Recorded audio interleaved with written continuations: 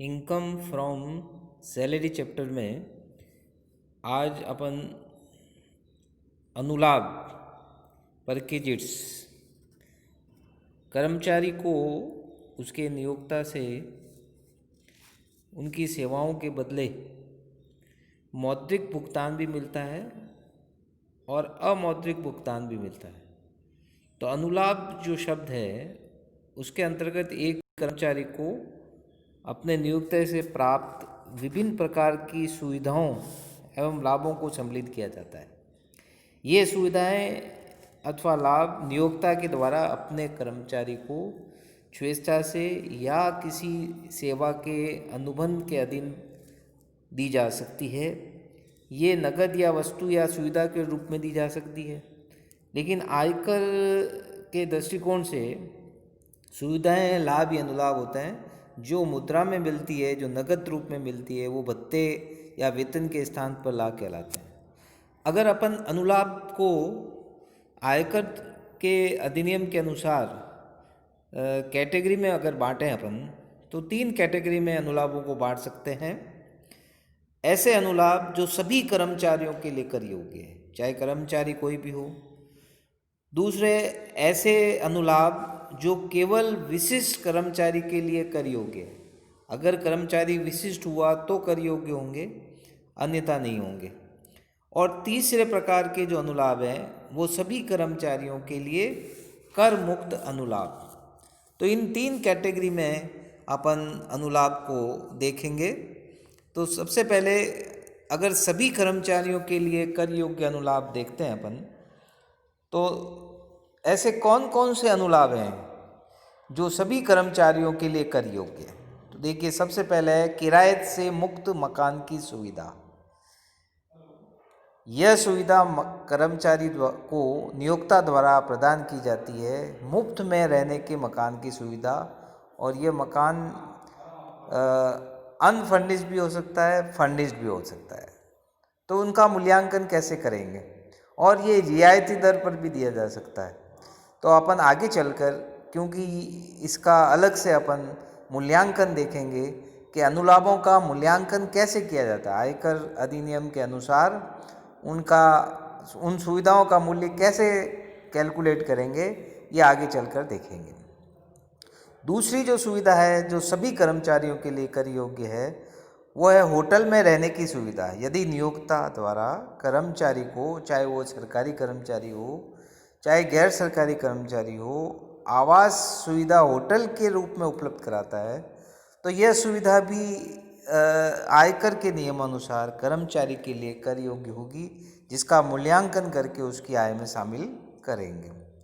तीसरा है कर्मचारी की जो लायबिलिटीज़ हैं, अगर उनको नियोक्ता द्वारा भुगतान किया जाता है, यानी जो भुगतान कर्मचारी द्वारा किया जाना चाहिए, लेकिन उसका भुगतान यदि नियोक्ता कर देता है, तो यह सुविधा भी कर्मचारी के लिए कर योग्य होगी। ऐसा भुगतान के क्या उदाहरण हो सकते हैं कि कर्मचारी के बच्चों की शिक्षा के व्ययों का नियोक्ता द्वारा भुगतान, कर्मचारी के पानी बिजली के बिलों का नियोक्ता द्वारा भुगतान, यदि पानी और बिजली का जो कनेक्शन है वो कर्मचारी के नाम है, क्योंकि कर्मचारी के नाम पर होने पर ही कर्मचारी का दायित्व होता है और जिसका भुगतान नियोक्ता कर रहा है। कर्मचारी के होटल और क्लब के बिलों का नियोक्ता द्वारा भुगतान, अगर कर्मचारी के किसी क्लब के बिलों का भुगतान नियोक्ता करता है, तो वो भी कर्मचारी के लिए अनुलाभ माना जाएगा। कर्मचारी द्वारा लिए गए ऋण का नियोक्ता के द्वारा भुगतान, अगर लोन जो ले रखा है वो कर्मचारी ने ले रखा है और उसका भुगतान नियोक्ता कर रहा है, तो ये भी सुविधा कर्मचारी के लिए उनके कर्मचारी के दायित्वों का भुगतान माना जाएगा। कर्मचारी के द्वारा नियुक्त किए गए नौकर के वेतन का नियोक्ता द्वारा भुगतान। यहाँ इनकम टैक्स में देखिए 2 चीज़ें हैं। एक तो कर्मचारी के दायित्वों का भुगतान नियोक्ता कर रहा है, ये एक सुविधा के रूप में है, ये सभी कर्मचारियों के लिए कर योग्य है। लेकिन यही चीज़ जो अगर नियोक्ता एक सुविधा के रूप में कर्मचारी को उपलब्ध कराता है। कर्मचारी का दायित्व नहीं है, लेकिन कर्मचारी को वो सुविधा उपलब्ध कराता है। तो ये सुविधा फिर विशेष कर्मचारियों के लिए कर योग्य होती है, जो आगे चलकर अपन देखेंगे। कर्मचारी के द्वारा जो देय आयकर है, अगर उसका नियोक्ता भुगतान कर दे तो ये भी कर्मचारी के दायित्व का भुगतान नियोक्ता कर रहा है। कर्मचारी के स्वयं की मोटर कार के खर्चों का नियोक्ता द्वारा भुगतान किया जाता है या उसकी प्रतिपूर्ति की जाती है, तो ये भी कर्मचारी का दायित्व है जो नियोक्ता द्वारा भुगतान किया जा रहा है। तो इसलिए वो सभी कर्मचारियों के लिए कर योग्य अनुलाभ में शामिल किया जाएगा और उसके वेतन आय में इसको जोड़ा जाएगा। इसलिए अपन ये कह सकते हैं, यदि पानी, बिजली, गैस कनेक्शन नियोक्ता ने अपने नाम से लिया हो एवं बाद में इन बिलों का भुगतान भी नियोक्ता ने ही किया है, तो ऐसी सुविधा केवल विशिष्ट कर्मचारियों के लिए कर योग्य होगी, क्योंकि यह कनेक्शन नियोक्ता के नाम है, तो यह कर्मचारी का दायित्व नहीं हुआ, तो ये एक नियोक्ता द्वारा दी गई सुविधा है, तो ये विशिष्ट कर्मचारियों के लिए कर योग्य होगी।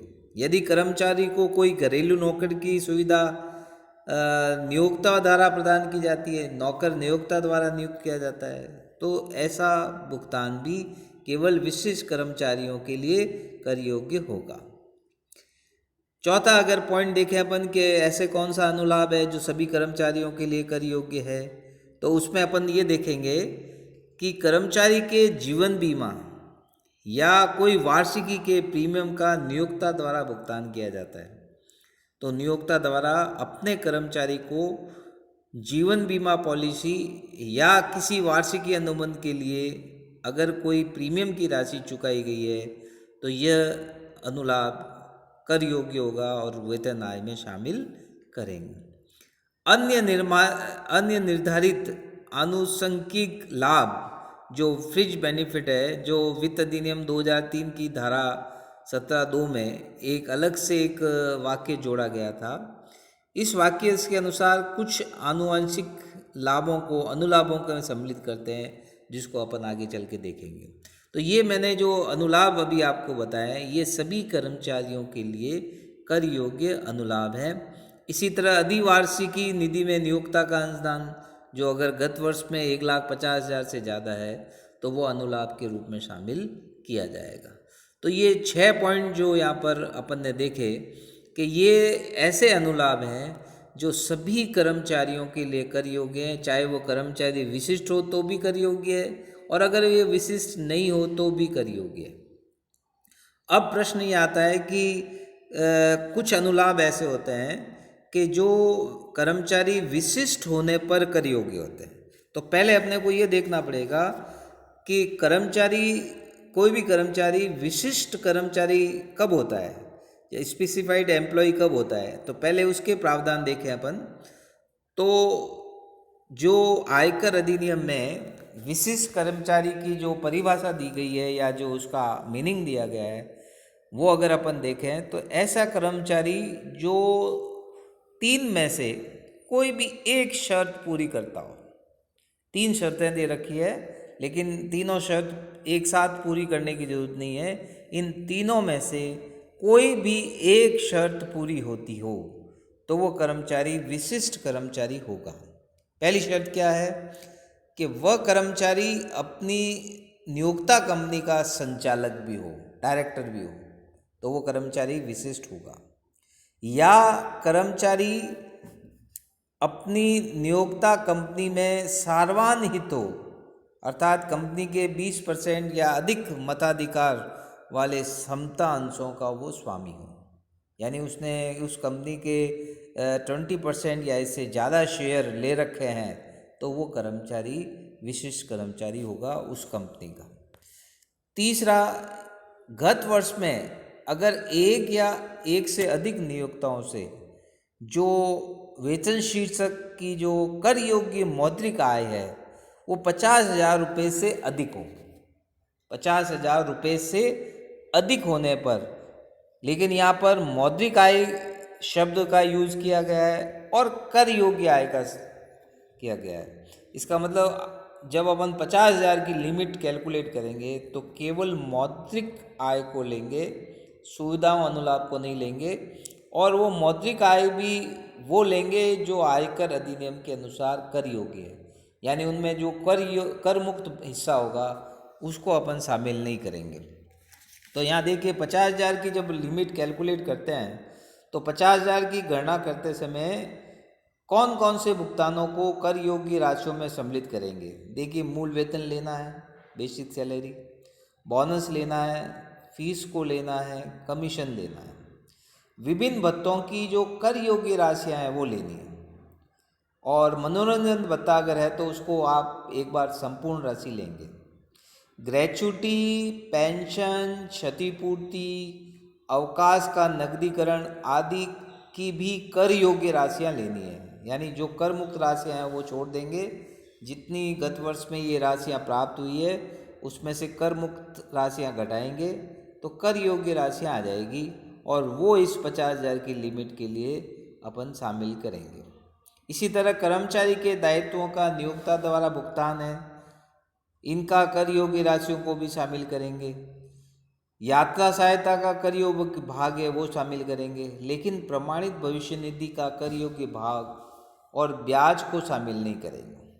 कर्मचारी की जीवन पॉलिसी का अगर प्रीमियम का भुगतान नियोक्ता द्वारा किया जा रहा है तो वो भी शामिल करेंगे। कर्मचारी द्वारा किए गए व्यक्तिगत व्ययों का नियोक्ता द्वारा भुगतान किया जाता है तो वो भी शामिल करेंगे। तो ये सारी राशियों का टोटल करेंगे, और धारा 16 में जो 3 कटौतियाँ हैं, मनोरंजन भत्ते की कटौती, नियोजन कर की कटौती और प्रमाणिक स्टैंडर्ड डिडक्शन की कटौती, ये तीनों कटौतियाँ ये जो टोटल की है इसमें से लेस करेंगे। अगर ये 50,000 से ज़्यादा है तो वो कर्मचारी विशिष्ट होगा, अन्यथा नहीं होगा, क्योंकि कर योग्य मौद्रिक आय निकालने के लिए पहले जो सकल वेतन आया है, कर योग्य सकल वेतन, उसमें से ये जो धारा 16 की तीनों कटौतियाँ घटाएंगे, तब जाकर वो लिमिट जो आएगी वो 50,000 से ज़्यादा होने पर वो कर्मचारी विशिष्ट कर्मचारी होगा। तो ये जो विशिष्ट कर्मचारी की परिभाषा है इसको ध्यान में रखते हुए अपन निर्धारित करेंगे कि कर्मचारी विशिष्ट है या नहीं है। तो इस तरह से अब कुछ अनुलाभ ऐसे हैं कि जो सभी कर्मचारियों के लिए कर मुक्त है। तो अब अपन इसको अनुलाभों को 3 कैटेगरी में पढ़ेंगे। ऐसे अनुलाभ जो सभी कर्मचारियों के लिए कर योग्य हैं, ऐसे अनुलाभ जो केवल विशिष्ट कर्मचारियों के लिए कर योग्य हैं, और ऐसे अनुलाभ जो सभी कर्मचारियों के लिए कर मुक्त है। अब कोई भी सुविधा हो या कोई भी अनुलाभ हो, वो आयकर अधिनियम में प्रावधान दिए गए हैं।